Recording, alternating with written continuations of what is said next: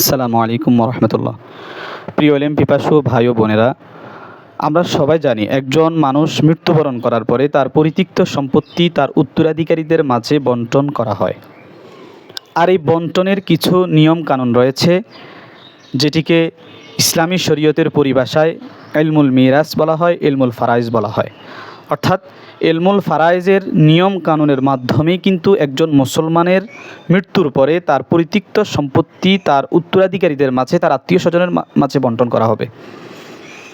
আর এই বিষয়ে মাদ্রাসাসমূহে ইলমুল ফারাইজের বিষয়ে একটি মাত্র কিতাব পড়ানো হয়, যে কিতাবকে বলা হয় আস-সিরাজি ফি ইলমিল মিরাস।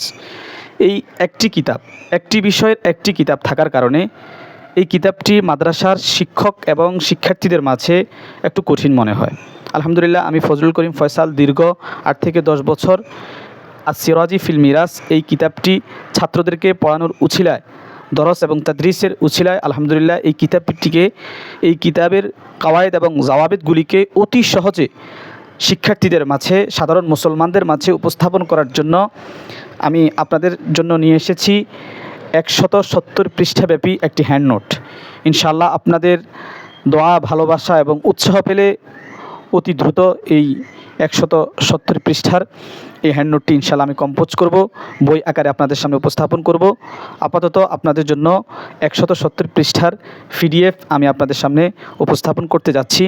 ইনশাআল্লাহ আপনারা যদি 170 এই পৃষ্ঠার ইলমুল ফারাইজের এই পিডিএফটি সংগ্রহ করেন, তাহলে ইলমে ফারাইজ সংক্রান্ত, উত্তরাধিকারী সংক্রান্ত কোনো বিষয় আপনার কাছে অস্পষ্ট থাকবে না। বিশেষ করে যারা শিক্ষক রয়েছেন বিভিন্ন মাদ্রাসায়, কওমি মাদ্রাসা এবং আলিয়া মাদ্রাসায় আস-সিরাজি ফিল মিরাস এই কিতাবটি পাঠদান করান, তাদের জন্য আমার এই পিডিএফ, এই হ্যান্ডনোটটি ইনশাআল্লাহ যথেষ্ট হবে।